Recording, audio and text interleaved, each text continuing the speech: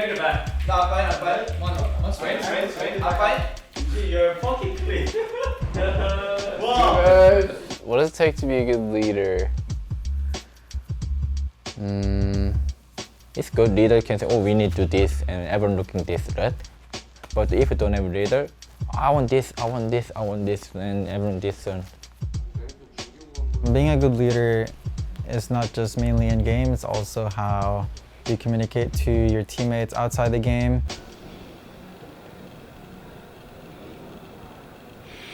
Pretty much what Jake said.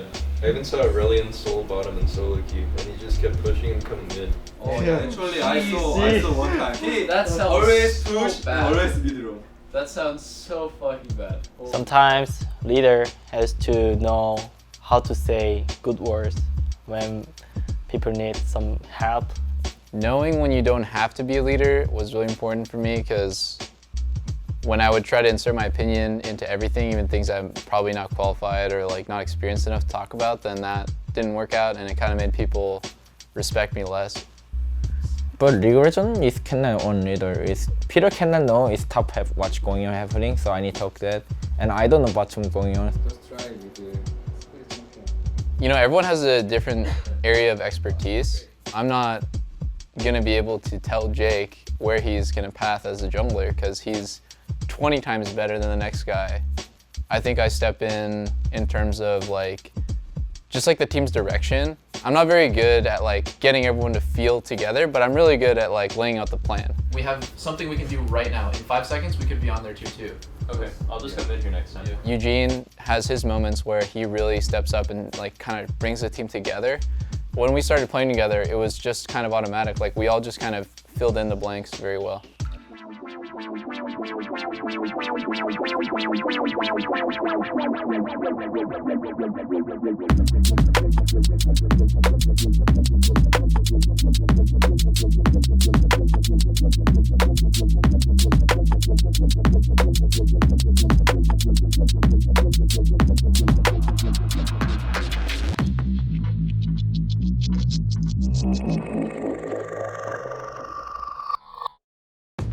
What is making me open Ableton? Like, what is making me start making music right here? And that's kind of, you know, a tough process. Getting inspired. It's the part that's like really like where it's coming from your heart.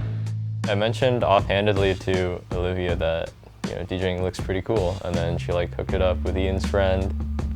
I don't know if the people watching this video can have any idea who these people are, but Dan came over and he opened up Ableton, and then he like showed me some of like his basic beats and stuff, pretty much, like showed me how he made them. There we go. So now it's just playing all the sounds in a row in a random order. So I recorded it, I put some effects on it, I added some drums. I was actually really focusing on like what all the different buttons were, what all the different controls meant. I kind of became comfortable and then learned as he was like fiddling around with it, like how I would use it if I were using it. I think starting something new would be really cool. I guess it's kind of like intimidating too, to just like try and create something from nothing. I mean, of course, it is an incredibly intimidating process, and it's I'm also down to give it a try. I love it. I love the spirit. Press that play button right there. Yeah, perfect. I'll keep looking. We'll All come right. back to you later, native Colombians.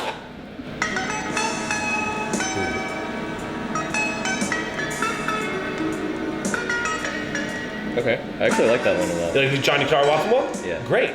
So you can double click it and that'll add. It was really cool because I used to play music when I was younger. I played violin and piano, and I think I was like pretty good at both of those, but when I went into high school, I just focused entirely on my studies, you know, stopped playing instruments. It was like actually really fun to go back and just like make some music. Do you want to add some other synth elements? I have no idea, synth sounds cool. Whoa.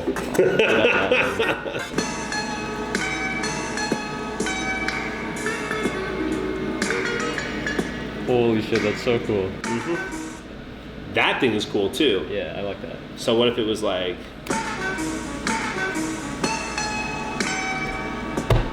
That's pretty cool.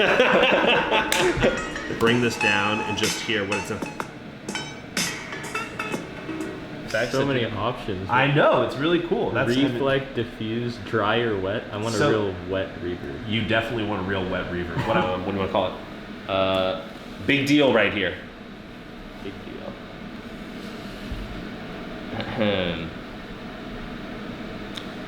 Takes me the exact same amount of time too. Hazy Day. Feels like a real Hazy Day track. I love it. Hazy Day track. Boom. I'm with it. Bouncing down, and there you go. And I'll send it to you right now. If I were a really good DJ, you know, I'd probably just be like one of those DJs that shows up at music festivals, like, I don't know, Tiesto or something, and just go, yeah. Because that actually looks really fun, and then you probably make a crap ton of money too, and it just seems really chill, and, you know, that's not really what I'm into musically. Musically, I'm into like really jazzy, funky stuff recently, so I'd probably try and do something along those lines. Well done, dude. That was awesome, dude. I'm so glad you enjoyed it. I'm so glad you enjoyed it. Really a lot of fun. Thanks for having me, seriously. If I had to describe Eugene in 3 words, first one would be... Well, that was not a great parking job. C+. He's smart sounding, and then also straight to the point. Looks like someone like bit most of it and then put it back. Kind of Korean. 200 IQ. You was right. Headset. If it has a mic, it's a headset. Oh, headset. If it's only the muffs, and it's a headphones. He's also really fun to be around. Hello and welcome back to the NALCS for our next game, Team Liquid versus Echo Fox. Both flash over the wall. There's 2. Phoenix could be going down here. He tries to deliver what damage he can, and Doublelift picks up first blood. Eugene is... Pobelter now getting cooked off. This doesn't look good for him. Throws down the Vanguard's edge, and that's going to be a few hits. If he can start dodging and get away from that point of origin, oh my God, Pobelter! 2 million IQ!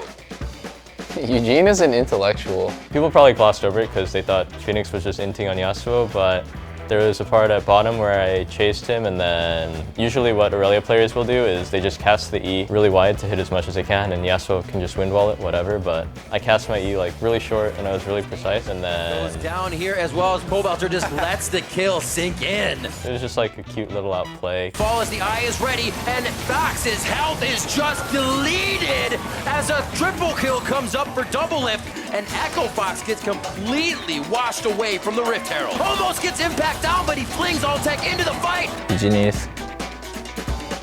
The triple kill from Pobelter as he locks down Dardoch. My friend. Yo, what's up? Team Liquid takes down Echo Fox, and they secure first place in the summer split. 죽어야 되잖아요, 보통. 이 W 때문에 딜줄 안 들어요. 와, 저걸 사네. Hey guys, let's talk quickly. 있나? Turn around. Everyone here? Yeah. 오케이. 오늘 잘 했는데 Okay. I mean, a good game. 내일도 잘하자. I felt like we just kind of got to play our game with no resistance, and it was kind of hard to tell if we were playing well or if, you know, the enemy team was just kind of throwing themselves at us repeatedly. It felt good at the end just because it was a bloody game. We ended up winning really decisively. I thought it would be a really hard matchup because we were looking for number 1, but that game was kind of fiesta. It was not the matchup I expected. Then today we just totally dropped the ball. Hello and thank you for joining us for game 3 of the day, Clutch Gaming versus Team Liquid. We made some choices that maybe didn't favor us in the end. Like in prep, we were saying like we should not draft full AD versus Mundo ever. This is terrible. And then on stage, Mundo will go into the top lane. That means Swain will be there in the mid lane for the side of Clutch. Interesting. We're just gonna be all AP. Or AD. But we have Thunder. We have Thunder. Yeah, they're all squishy. we can't go any AP? I think just all AD is not bad. Yeah, we have Thunder.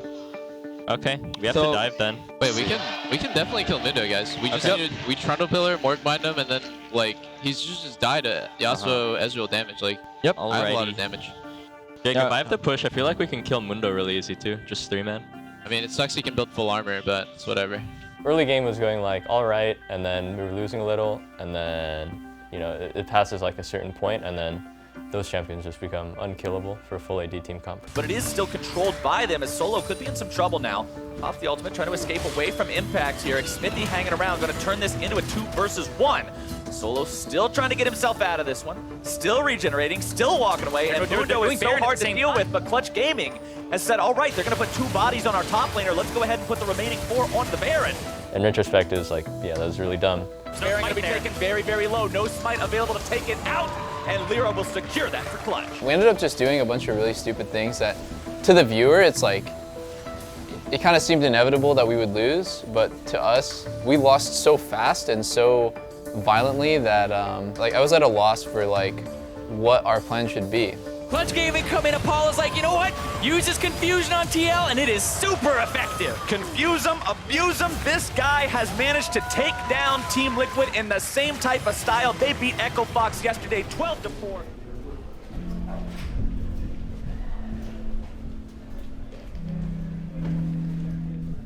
It was like a good wake-up call. I think Clutch played well, and we also played really bad, so it wasn't kind of like Golden Guardians where we just played so bad that we lost. If we just won against them, I think we would be kind of complacent because we are just number 1 and we're gonna chill. But this lose is really good for me because we are going to play against your team in Lift Livers. Thank you.